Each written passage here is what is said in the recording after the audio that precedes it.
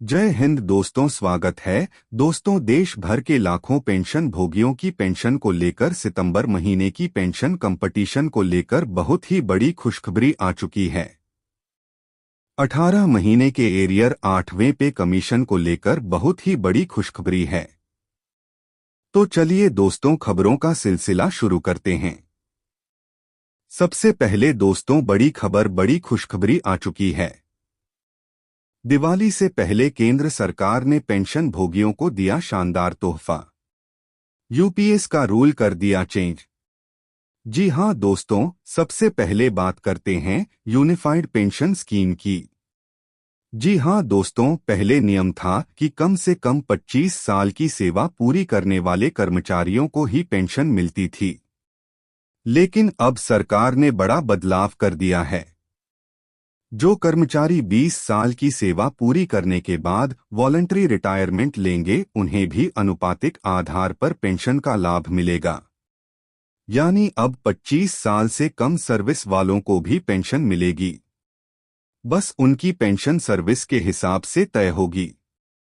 दोस्तों, यह नियम बदलाव कर्मचारियों की मांग पर किया गया है और यह सीसीएस रूल 2025 के तहत लागू किया गया है। वहीं दोस्तों, अगली बड़ी खबर आ चुकी है। पीएम मोदी ने 8वें वेतन आयोग पर दिया बड़ा संदेश। जी हां दोस्तों, देश भर के लाखों कर्मचारी और पेंशन भोगी जानना चाहते हैं कि 8वें वेतन आयोग को लेकर क्या हो रहा है।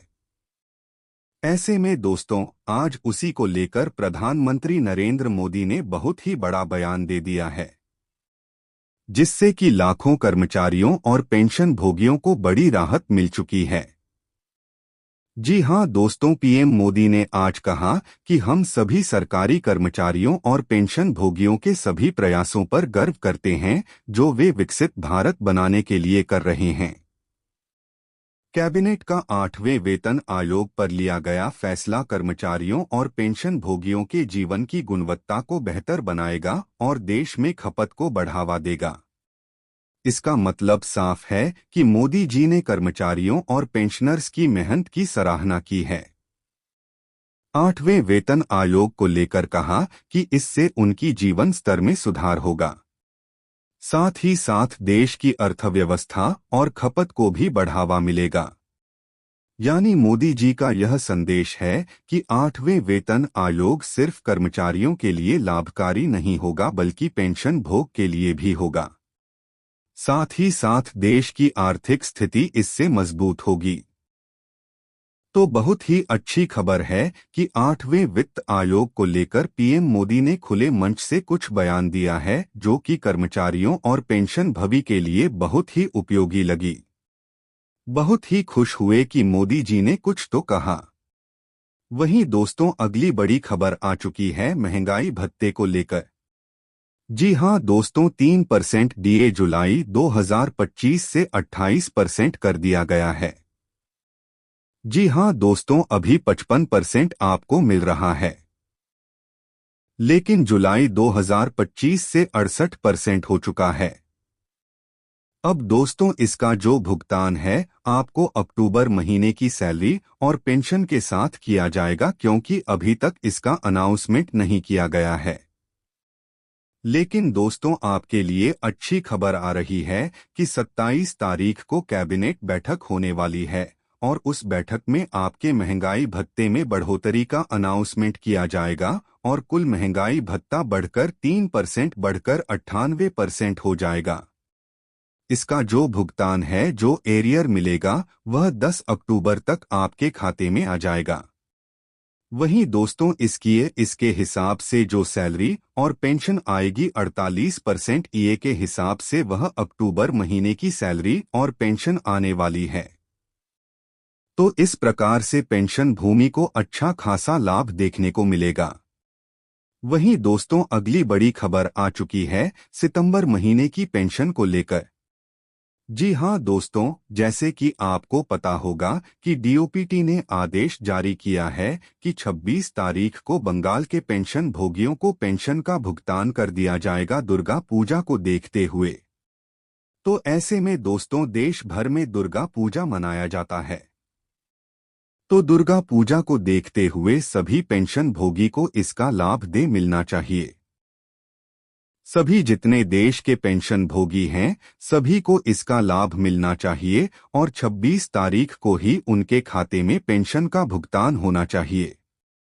अगर आप इससे सहमत हैं कि 26 तारीख को ही पेंशन सभी की मिलनी चाहिए, न केवल पश्चिम बंगाल के पेंशन भोगियों की, तो आप कमेंट में यस टाइप कीजिए तो आपको भी पेंशन 26 तारीख को आपके खाते में जमा कर दी जाएगी। वहीं दोस्तों अगली बड़ी खबर आ चुकी है पेंशन कंप्यूटेशन को लेकर। जी हां दोस्तों, जैसे कि आपको पता है कि पेंशन कंपटीशन का मुद्दा सुप्रीम कोर्ट में है। ऐसे में दोस्तों सुप्रीम कोर्ट ने आंध्र प्रदेश सरकार को पेंशन से कंपटीशन की कटौती रोकने का आदेश जारी किया है। फिलहाल दोस्तों यह मुद्दा अभी तक लंबित है, इसलिए यह आदेश जारी किया गया है।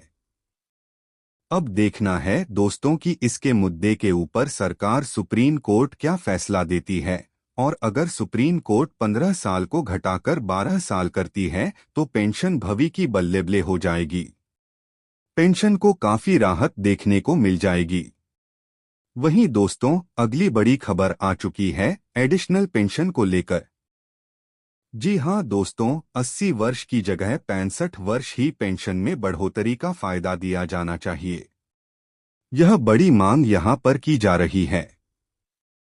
वहीं दोस्तों पेंशन टैक्स फ्री होनी चाहिए और पेंशन भोगियों को जो पेंशन मिल रही है वह 50% मिल रही है। अंतिम बेसिक वेतन का तो उसको बढ़ाकर 70% किया जाए। 70% के हिसाब से अंतिम बेसिक वेतन का 70% के हिसाब से पेंशन का भुगतान होना चाहिए, ऐसी मांग रखी गई है। वहीं दोस्तों कंपटीशन रिकवरी की अवधि 15 साल से घटाकर 12 साल करने की मांग की गई है और महंगाई भत्ते को हर 3 महीने पे रिवाइज करने की मांग की गई है। जी हां दोस्तों, अभी जैसे कि आपको पता है कि हर 6 महीने पे महंगाई भत्ता रिवाइज होता है, तो उसको सुधार करने की मांग की गई है और हर 3 महीने पे महंगाई भत्ते में बढ़ोतरी की जानी चाहिए। ऐसी मांग यहां पर पेंशन भोगी संगठन के द्वारा की गई है। महंगाई भत्ता सभी को समान रूप से सभी को मिलना चाहिए। उच्च और निम्न स्तर के कर्मचारियों के लिए अंतर सही किया जाना चाहिए। जी हां दोस्तों, बड़ी मांग है कि जिनको अधिक बेसिक मिलती है तो उनको डीए कम मिलना चाहिए और जिनको कम बेसिक मिलती है तो उनको डीए अधिक मिलना चाहिए।